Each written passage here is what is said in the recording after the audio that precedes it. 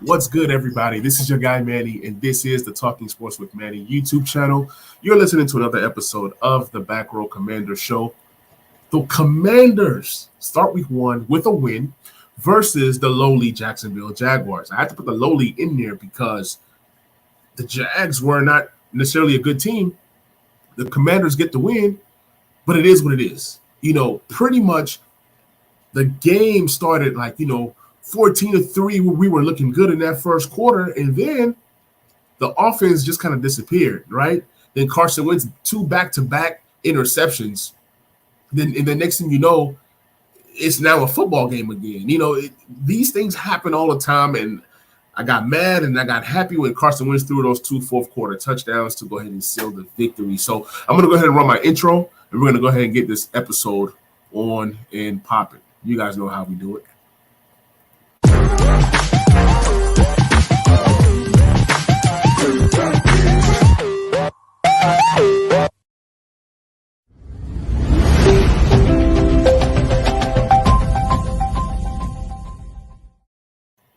So, guys, Carson Wentz.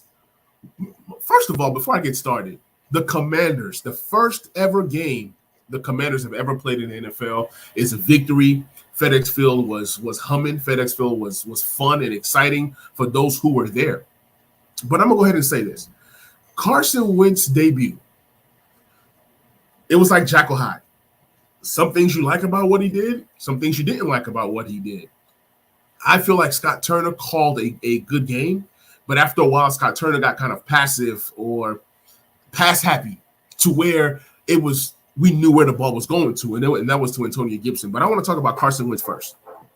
So Carson Wentz had a pretty good game. He threw the ball 41 times, and he connected on 27 of those. Now, the run-pass ratio, they passed the ball 41 times, but then you also see they ran the ball 28 times. I would have loved to see the Commanders run the ball up into the 30s, but then they kind of felt like they weren't comfortable running the ball. Antonio Gibson only got 14 carries, but Carson Wentz, good debut, 313 yards passing, which is a positive. He had a rating of 101. He had a QBR of 46.3.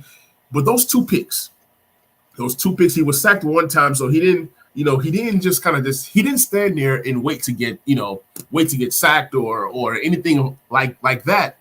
What I saw about Carson Wentz was he was decisive. He got the ball out of his hands. He made the long throws, the short throws. He made a lot of crispy throws. My favorite throw was that touchdown to Terry McLaurin. He put the ball in a perfect spot to where only Terry can catch that. And we've all wanted Terry to, go deep a lot more last year, and then we didn't have the quarterback that can get Terry the ball. Terry's one of those guys that has the speed. He can be a deep threat, a slot guy, an outside guy. Terry can do it all. But what I saw from Carson Wentz, he made some pretty good throws. Another one of my favorite throws was that pass to Antonio Gibson. That 26-yard pass. I've never seen Antonio Gibson do anything like that since he's been in DC. So we got to see Antonio Gibson being used as a wide receiver. We're going to talk about Antonio Gibson in a minute, but Carson played a good game. Outside of those 2 interceptions, one wasn't his fault. Trayvon Walker just made a great play. I believe if you go back and look at the tape, I believe it was Charles Leno that was blocking Trayvon Walker, if I'm not mistaken. I could be wrong. And instead of Leno pushing Trayvon Walker out of the play, Trayvon Walker came back inside to the left and just made a play on the ball. So I would have loved to see Charles Leno fight more to kind of push, Trayvon Walker out the way. But then the play call, it was a dump screen. I didn't really like that play. That play works sometimes, but that wasn't the right play at that point in the game. But it is what it is. So outside of that interception, I'll just count Carson Wentz for one interception because Trayvon Walker he just saw ball and he went and got the ball, and that kind of changed the game. But back-to-back interceptions, I was kind of like thinking, oh man, here we go again, the same old Washington Commanders who, always start off good and then can't score, or you start off slow and then you're trying to come back. So they started off pretty good, right? Everything was fine. Then they got complacent, got some turnovers. Curtis Samuel also fumbled the ball. We had 3 turnovers, which shouldn't have happened. Should not have happened. We got these turnovers and gave the Jags back the ball so that the Jags can be a factor, and made the game closer than what it should have been. But yeah, outside of those interceptions, like I said, I'm going to count one and I'm going to just negate the other one. Carson had a good game. He was connecting. He was making plays. He was hitting Terry. He was hitting Curtis. He was hitting Logan Thomas, Amari Rodgers. He was able to run those play actions, and he also was able to run the ball effectively too. He got out the pocket a few times, ran 6 times for 12 yards. So overall, I love what Carson was able to do for the Commanders. I love what Carson brings to the table. He's a big quarterback. He can see the field. He can make the throws. Let's clean up on some things, because next week, that Lions game has the potential to be a high-scoring game because the Lions offense is pretty good. So you're going to have to match them point for point, because the defense, which we're going to talk about, the defense I don't too much trust right now. So overall, I love what Carson Wentz did on Sunday, and I love what Carson Wentz brings to the table. Obviously, there's a few things that you can clean up. You didn't really get the reps in preseason, with the whole Terry thing. Terry joined the team later, so he didn't really get that work with his quarterback. Now, let's go and transition to the perfect segue. Let's go ahead and transition towards the 3 wide receivers. We're going to start off with Terry McLaurin. I felt like Terry should have been targeted 10 times, but maybe the flow of the game, he was targeted 4 times. He caught 2 passes, 56 yards, and that long 49-yard touchdown. And he also caught that little small screen pass, or that small little short pass, and was able to spin and gain a first down. So we saw a lot of yak ability for Carson Wentz and his wide receivers on Sunday. So that's a good thing. When you can throw the ball for 2 yards, and then the wide receivers or running back to tight ends can gain 12, 13, 20 yards off of that one catch. So that was good. So Terry should have been targeted 10 times, but he was targeted 4 times. But then we've always complained, like when we see a game like this and Terry's only targeted 4 times and he gets 58 yards, most times we don't win the game. We're like, oh, man, Terry was shut down by so-and-so. Terry couldn't find the ball or whatever. Terry was open. Terry was doing some good things, but at the same time, that he's going to get the best coverage every single time. But because we have more weapons now, which I'm going to talk about, you now see that he's going to get a lot of one-on-one opportunities like we saw in that fourth quarter. We transition to Curtis Samuel. Curtis Samuel is the guy that I've been hard on. I'm like, man, look, Curtis Samuel, we don't know who you are. We don't know if you're, this or that. But he played well overall. Outside the fumble, he did well. He rushed the ball 4 times for 17 yards. He was targeted. He was the number 1 target for the team. He caught 11. I'm sorry. He was targeted 11 times, and he caught 8 passes. And he was able to move the ball effectively. Like that first quarter, it was the Curtis Samuel show. Curtis Samuel was doing basketball moves with the ball in his hands. This guy was juking people, making people slip. He was slippery. He'll spin. A guy would try to tackle him. Helmet comes off. Curtis Samuel was that dude. It was like Showtime. It was like watching Showtime. The guy was just so explosive. Although he had 8 receptions for 55 yards, he got a lot of first downs. And nothing bigger than that touchdown play where he caught the ball, spins right into the end zone, touchdown, first quarter. I was excited.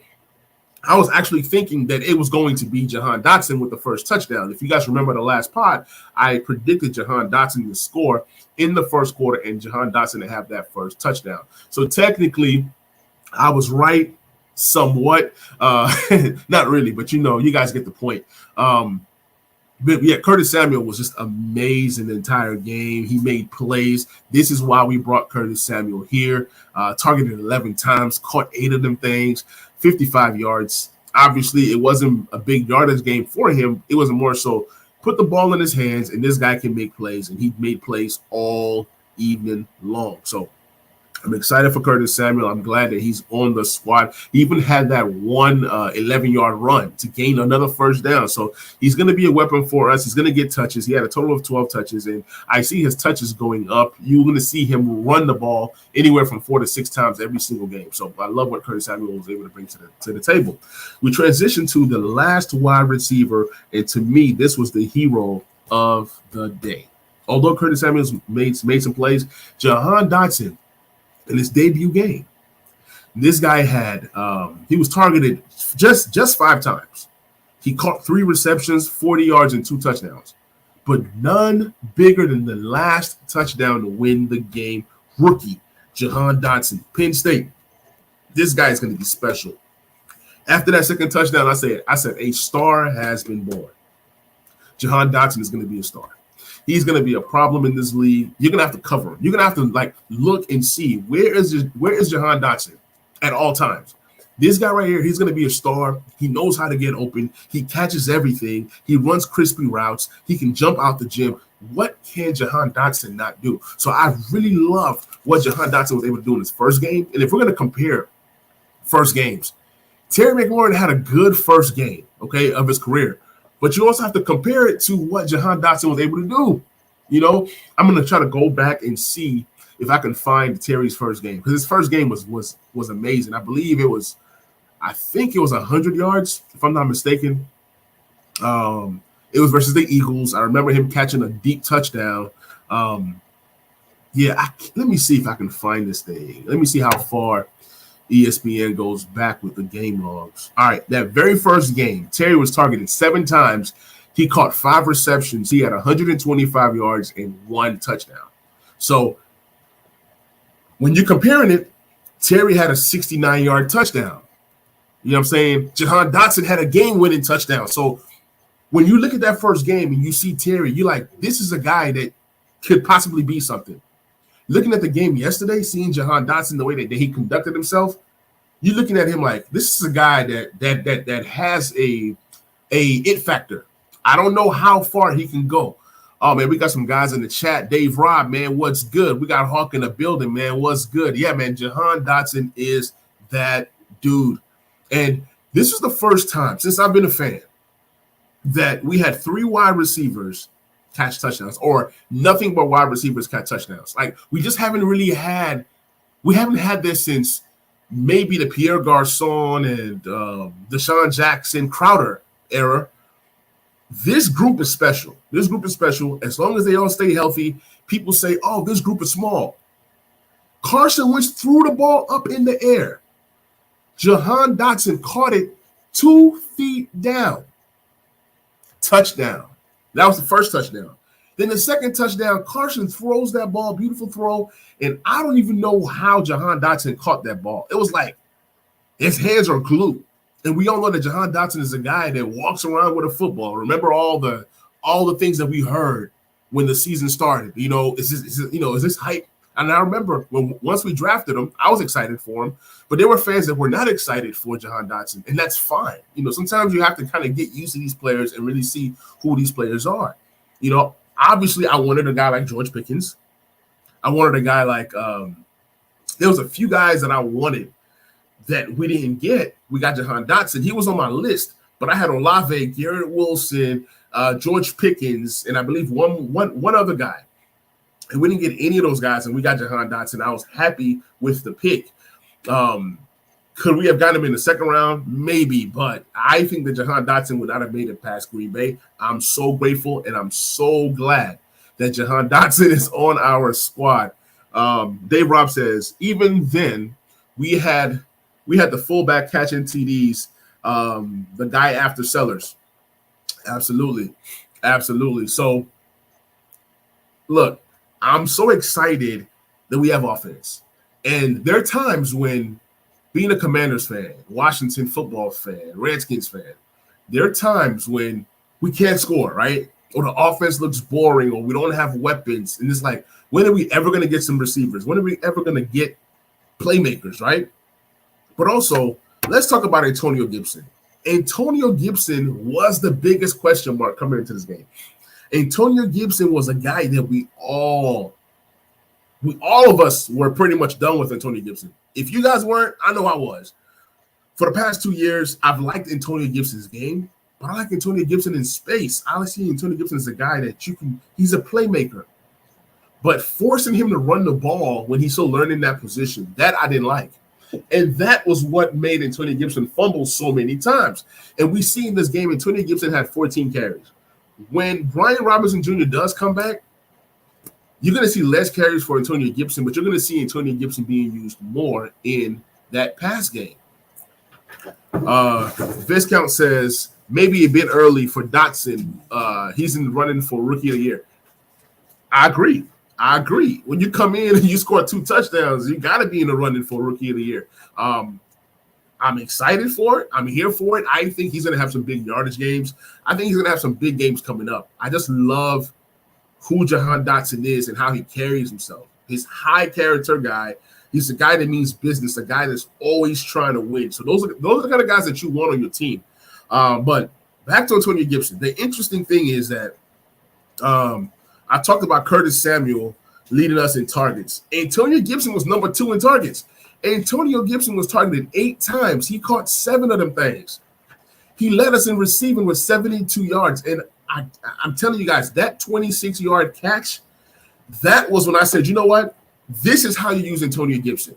Matter of fact, you can line Antonio Gibson up in the slot. He has that potential, but Scott Turner, it took him how many years to get to this point? It took Scott Turner. I mean, even last year, we tried to get Curtis Samuel the ball, but this is how you use Curtis Samuel. This is how you use Antonio Gibson. If you watch the game, again, closely, you'll see that before the ball is snapped, right? You got people in motion, people going this way, people going that way, this way, that way. What I don't want the Commanders to do is to try to get too cute to where, like, that one end around towards Dotson, that wasn't a good play. That wasn't a play. But the way that they're motioning, one play I saw Gibson motion in from the backfield and run a route. That's how he got that 26-yard pass. I mean, just amazing. Look, Scott Turner, I give you some credit. There's some things that Scott Turner was able to do that I didn't like, but I give Scott Turner credit this game. Dave Robb says, I wasn't done with Gibby. I just didn't want him being the bell cow. Okay, I respect it. I respect it. I was done with Gibby being the bell cow. So I would go ahead and say that. I didn't want Antonio Gibson to fail. I don't want Antonio Gibson to fail. I want every player that comes to our team to succeed.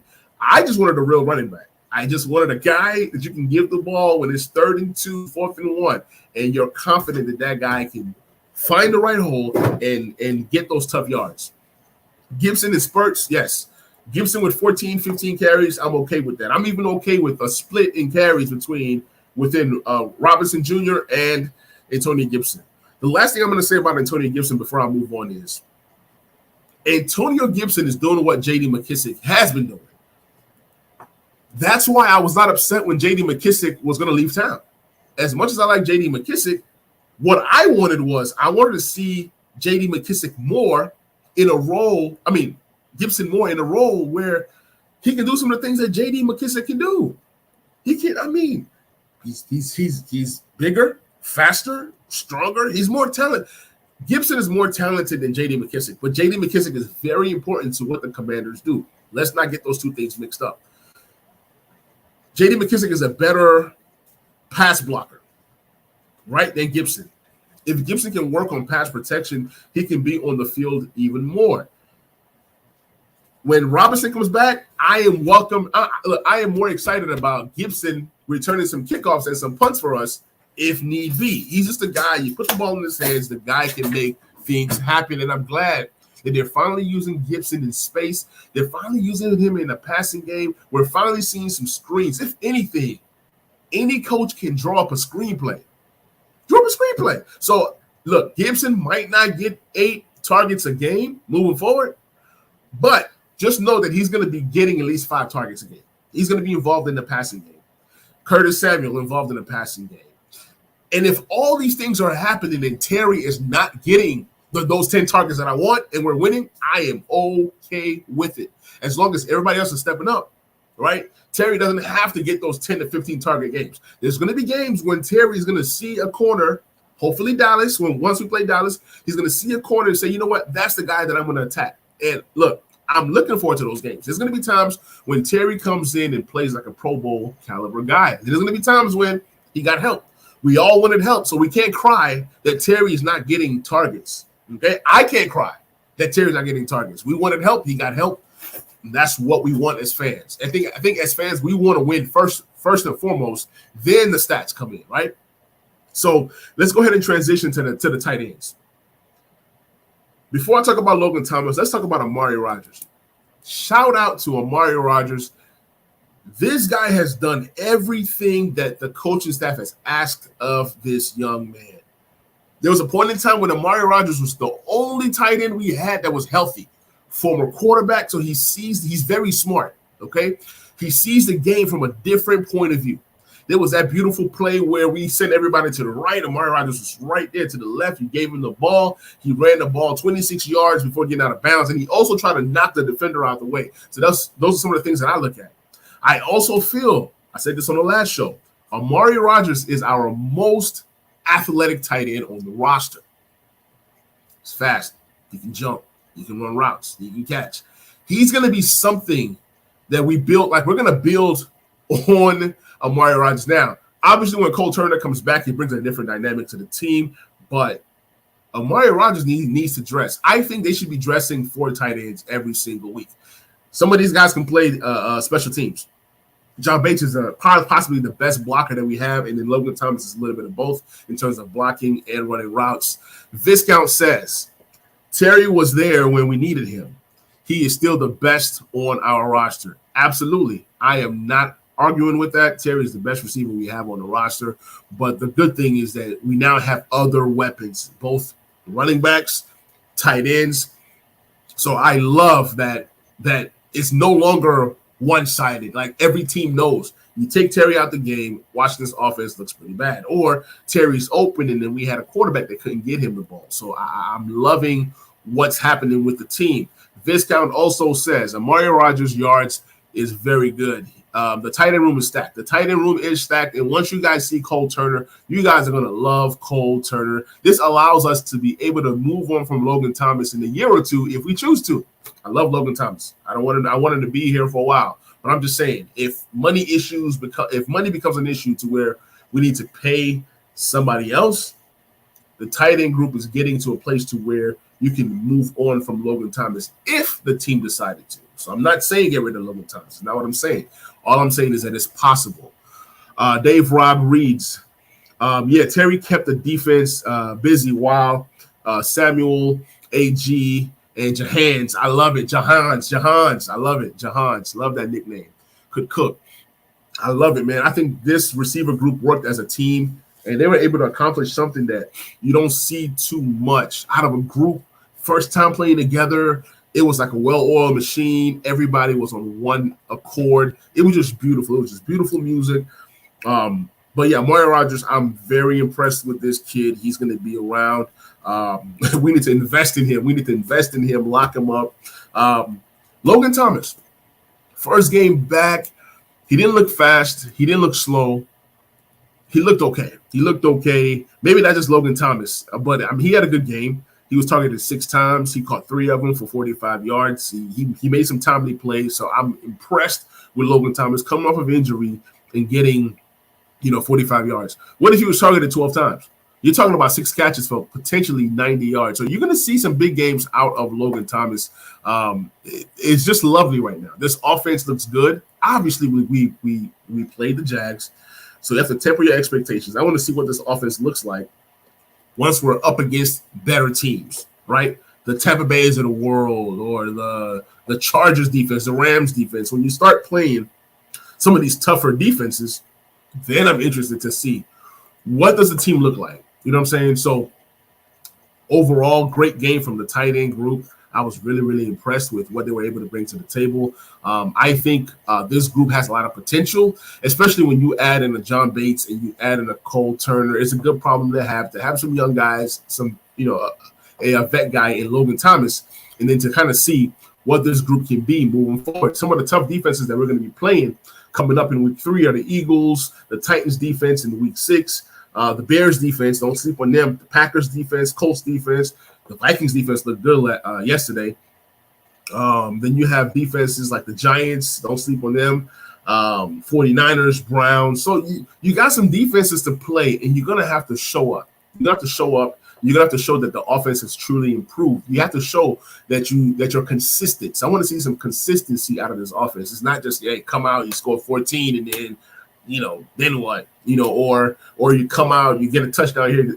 get some consistency. We control the clock well. I think once Robinson comes back, I know I keep saying that, we just need that running back that's going to be able to get those tough yards. We're able to move the chains, get some of those third and shorts. We now have some guys that you can throw the ball to them, and they can create some yak ability and get that first down. I think all of our wide receivers can do that. We didn't see much of De'Ami Brown. I don't even know if he even played a snap. We didn't even need to see De'Ami Brown. The main three wide receivers were just enough to do what we needed them to do. Viscount says the offense is only going to get better with more reps. I agree. The first game of the season is usually like a preseason game because a lot of guys don't play preseason. And then when you do, get in a few series here, a few series there, and that's it. You play 2 preseason games, 3 series here, 4 series here, and then, a total of maybe 7 series or whatever the case may be, or less than that, actually. And then that's it for your offense. So offense is looking better. Yes, it was against a lesser team, and that's what you're supposed to do. You're supposed to dominate. You're supposed to throw 4 touchdowns versus a defense like the Jags. Not only is the Jags defense not that good, they're also young. So you have a chance to really work on some things.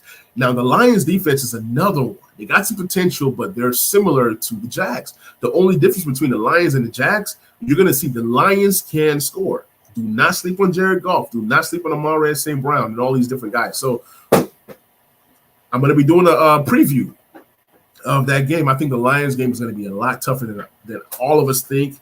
They can score the ball. They have some really gifted offensive players. It's going to be a tough one.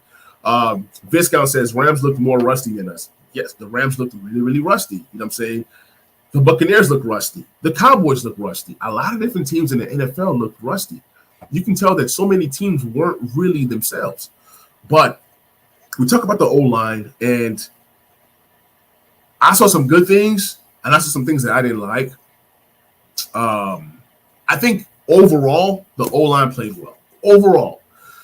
But there were times when it looked kind of shaky. There were times when Carson was under pressure. There were times when they couldn't create holes for the running backs. But overall, they did just enough to give Carson clean pockets. And that's what you look at. On all the screen plays, these guys were getting out in front and blocking. So I can't really knock them too much. I want to see Samuel Cosmi get better and better and better. I think he has a chance to be a special right tackle in this league. I love the depth that we have.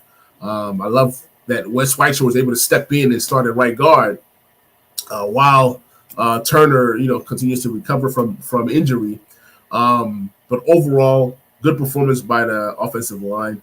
We focus on the defensive line now, and who stood out to me the most was, of course, our 2 big guys in the middle. You got Payne, you got Allen.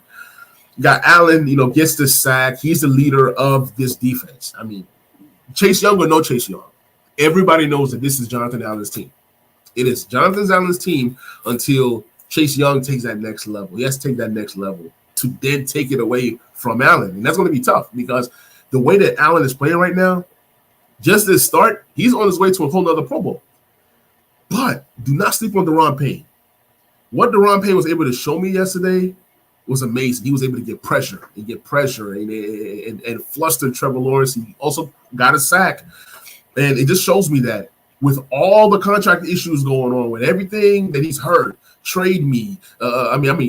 He might get traded, or this might happen, or that might happen. Daron Payne seems focused. He's going to ball out. He's going to get paid somewhere. Either he gets paid in Washington or he gets paid elsewhere. Now, let me go ahead and say this. Some of you guys might not like this. What if Daron Payne is the guy that gets paid and Montez Sweat is the guy that the team lets go? I'm just saying, we know they're going to pay Chase Young when it's time. You invested so much in Chase Young. Montez Sweat is a really good player, and he would have had a sack if it was not because of the intentional grounding. The defensive line and the team in general was able to cause 2 intentional groundings on Trevor Lawrence, so I did love that. So it's not always about the sacks. One guy said, well, Montez Sweat didn't get a sack, so Montez Sweat is not good, or whatever the case may be. No, Montez Sweat is a great player. Just because you don't get sacks does not mean that you're not a good player or a great player. Sacks are good, but pressure is everything. You know what I'm saying? So he should have had a sack, but he didn't get that sack. Yeah, just think about it for a minute. What if Montez Sweat is the one to get paid? I mean, sorry, Payne gets paid and Montez Sweat is the odd man out. I just don't see a scenario where they pay 4 guys on that defensive line. They Viscount says they may franchise tag Montez Sweat and buy time. Absolutely. That's a great scenario. I haven't even thought about that. They possibly could franchise tag Montez Sweat. They can pay Allen. I mean, they already paid Allen. Pay Payne because Payne is next up, and then you're right. Franchise tag Montez Sweat when it's time. That's definitely a good plan.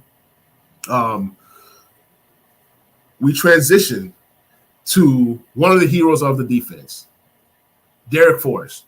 Derek Forrest steps in for Cameron Curl.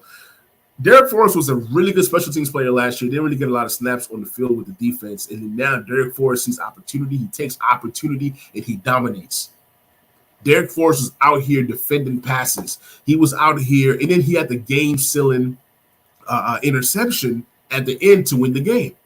So Derek Forrest, 5 total tackles. 4 of those were solo. He defended 2 passes, and he had that game-winning interception. He was rangy. He was moving around. He was playing a strong safety, but this guy sure was looking like a free safety. Look, I love that Ron Rivera preaches position flex because sometimes you can't even tell who is the free safety and who is the strong safety. But I'm telling you, what Derek Forrest was able to do was he was able to showcase his talents, and he's going to be on the field even more. He's going to be on the field even more. They love Percy Butler, but I think this is Derek Forrest's season. This is Derek Forrest's time. You're going to see him play that Buffalo nickel a lot. When Cameron Curl comes back, it's a great problem to have. They love to play 3 safeties anyway. So, yeah, Derek Forrest was amazing. Second-year guy from Cincinnati. When we drafted him, people were like, oh, what are we doing? Is he a special teams guy? These are the moments where you look at your scouting and your drafting and are you grooming these guys? Are you doing these different things? Derek Forrest seems to look like the real deal. He made some great plays for the defense. But overall, let's go ahead and talk about this pass defense. This pass defense looks awful. They look awful. They were able to let Trevor Lawrence do everything he wanted to do. Trevor Lawrence, 42 pass attempts. He completed 24 of those. He had a touchdown. He had an interception that very last play. He was sacked 2 times, lost 15 yards on that. But he was able to target guys like Christian Kirk. Christian Kirk was targeted 12 times. He caught 6 of them for 117. So it wasn't even that Christian Kirk was just like destroying us all game, like per target basis. It was that when Christian Kirk did catch the ball, it was deadly. This guy was averaging 19.5 yards per catch. Who was guarding this guy? You know what I'm saying? Zay Jones was another one. He was out here getting mad receptions. He had 6 receptions on 9 targets. So those were their 2 main guys. 21 targets for those 2 guys, 12 receptions. They had well over 100-something yards. No touchdowns, but these guys were moving the ball effectively. There was a time when Marvin Jones, if he wasn't overthrown, that was a touchdown. There was a time when ETN should have had a touchdown. So I really don't even understand what the defense was doing. Really, Washington didn't even deserve to win this game because there were 2 blown opportunities to where the Jacksonville Jaguars should have and could have scored. So it's crazy to me. Viscount says, so pleased with Defoe. Showed up as he didn't have a rookie year, didn't have a great rookie year. Agreed, this is his year. Curl and Defoe on the pitch at the same time would be great. Absolutely. I would love to see Defoe take McCain's spot, honestly. Move McCain to the slot. Make him a backup corner when you need that. Justin, what's good, man? Appreciate you hopping on the stream. He said Gibson went off. Says ETN dropped the pass, though. Yeah, ETN dropped that pass. ETN should have scored. There was 2 times when ETN dropped the pass, and I was like, wow.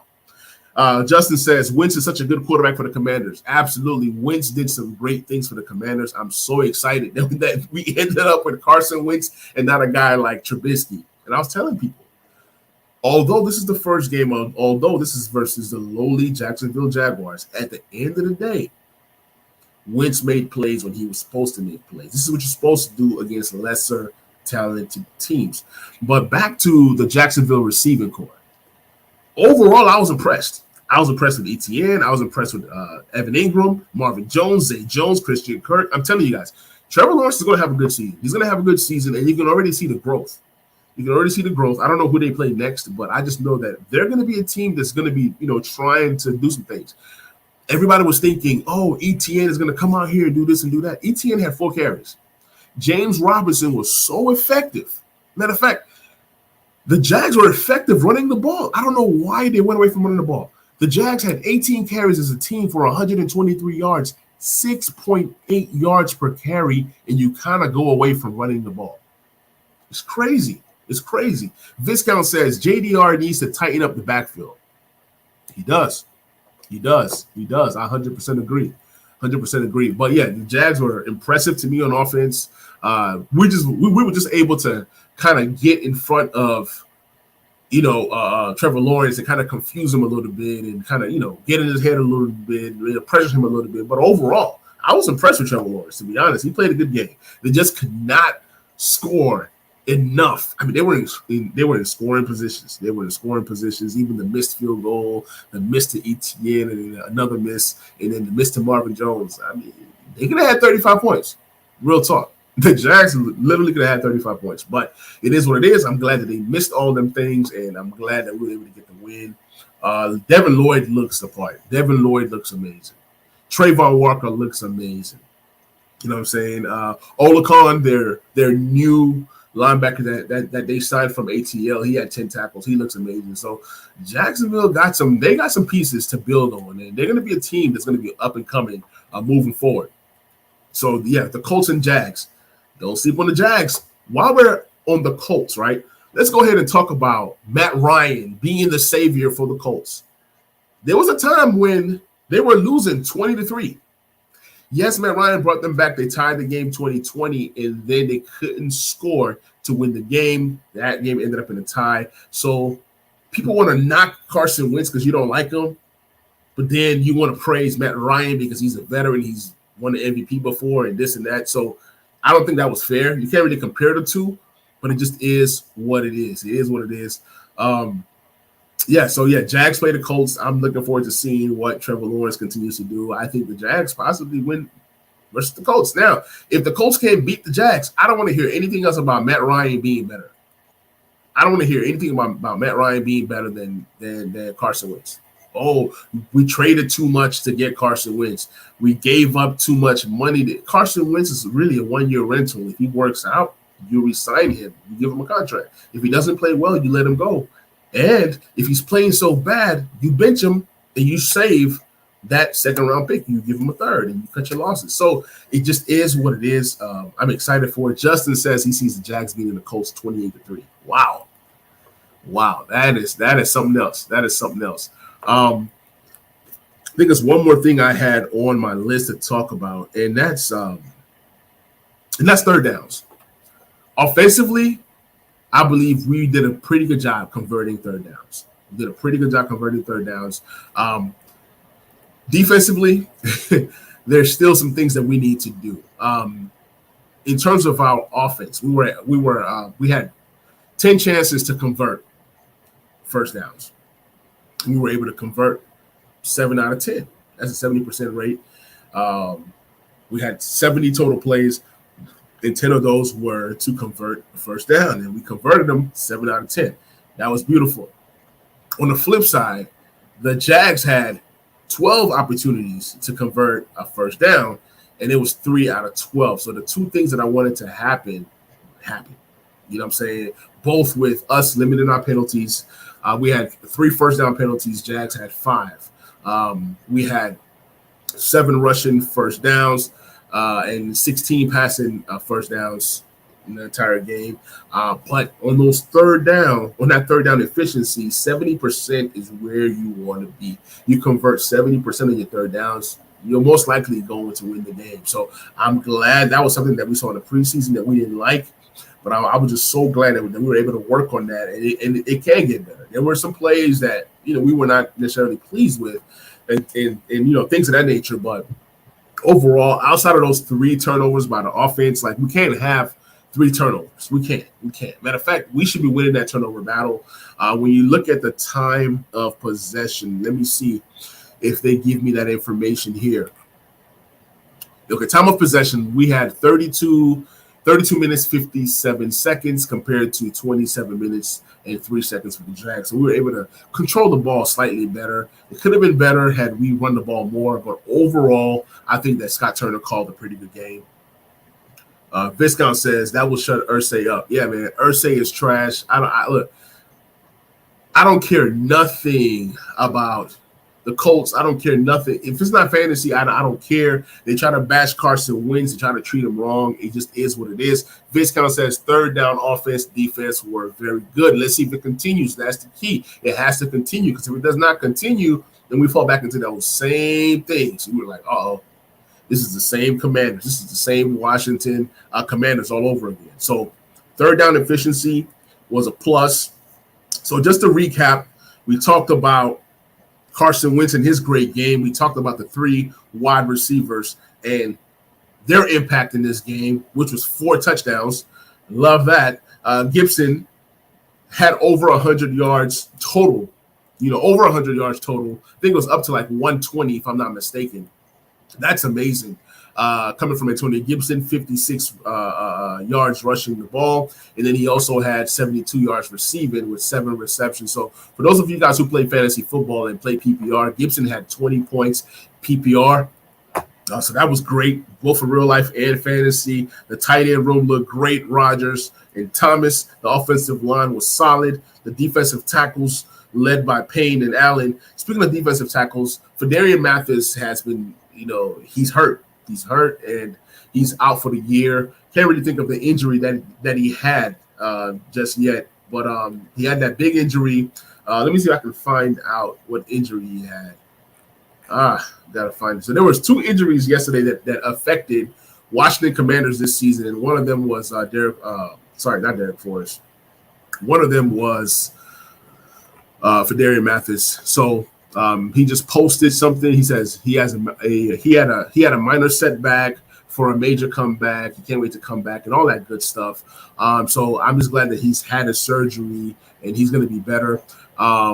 Yeah, I'm sorry, guys. I'm not really seeing the injury right now. Oh, yeah, it was his knee. It was his knee. He had a knee injury that's, he's gonna need surgery, and it's gonna knock him out for the rest of the year. So that was tough. That was tough. I was really excited to see Mathis play this year. He had a memorable play stopping the run during this game, and I was actually looking forward to more of him. But he's lost. The team did have a corresponding move today.